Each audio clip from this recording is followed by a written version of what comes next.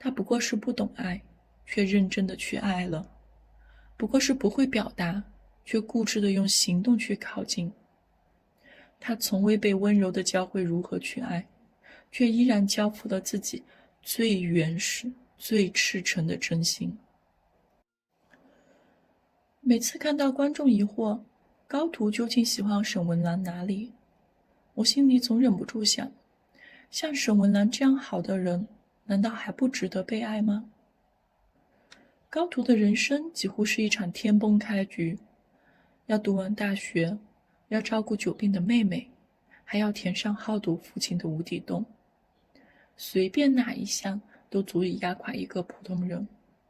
可沈文兰出现了，他资助高途完成学业，给他安身立命的根本，开出3倍工资，让他有了生活的底气，为他妹妹安排最好的医疗资源，卸下他心头最沉重的担子。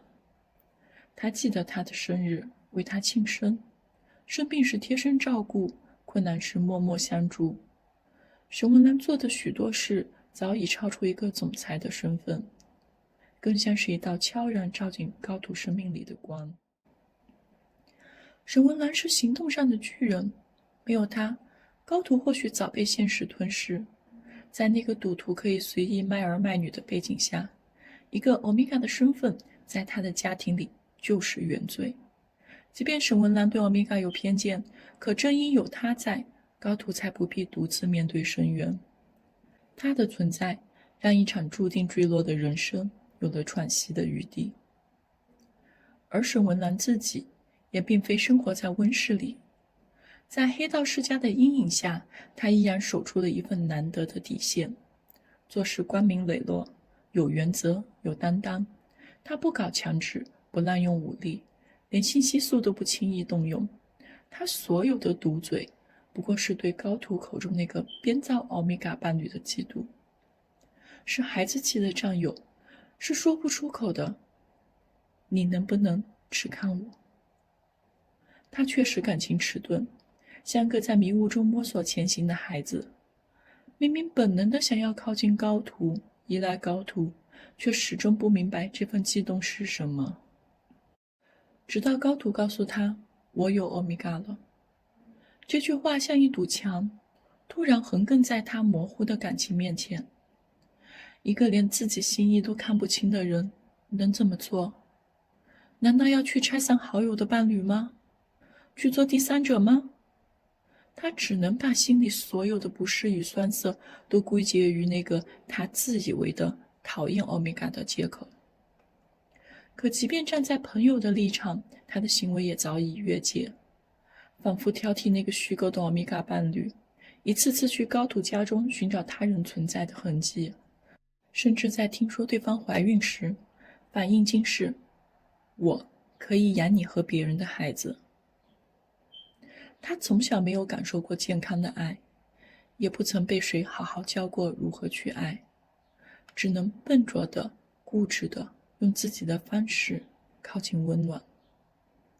而我们拥有上帝视角的观众，还有他身边的所有人。蛙泳看破不说破，高途因自卑而却步，都成了这场感情迷局的旁观者。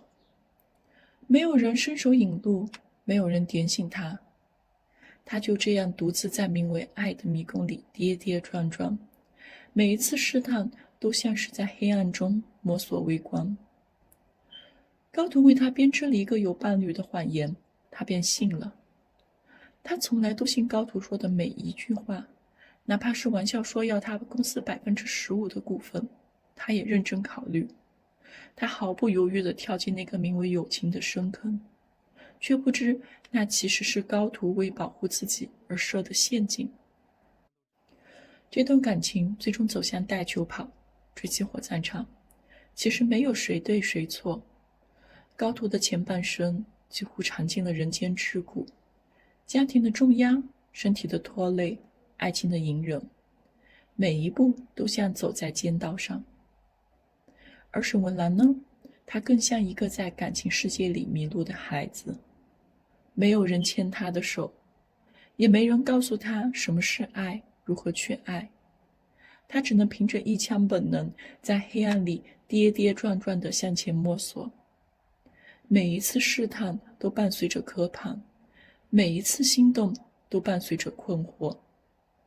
可最令人心疼的是，周围那些本该引导他、点醒他的，知晓一切却闭口不言的花勇，因自卑而步步退缩的高徒，所有站在局外的、看清全局的成年人，他们都像隔着玻璃看一场预知结局的戏，冷眼旁观这个天真而笨拙的孩子在感情路上摔得头破血流。他做错了什么吗？没有，他不过是不懂爱，却认真的去爱了。他说什么？不过是不会表达，却固执的用行动去靠近。我都准备好了，就在地库的。他从未被温柔的教会如何去爱，需要我做什么准备吗？却依然交付了自己去吃饭，最原始、最赤诚的真心。一起参与的还有谁？我好这段感情里所有的痛与过错，你什么都不需要准备，从来都不是谁的过错，只是一个无人伸手的夜晚，两个渴望温暖的人，在彼此的阴影里冻得太久了。今天不是商务午餐吗？他们都在以自己的方式努力去爱。今天几号？只是那时还不懂得，爱不仅需要本能，你连自己的生日都不记得，更需要有人在迷途中轻轻说一句：“你走的方向是对的。”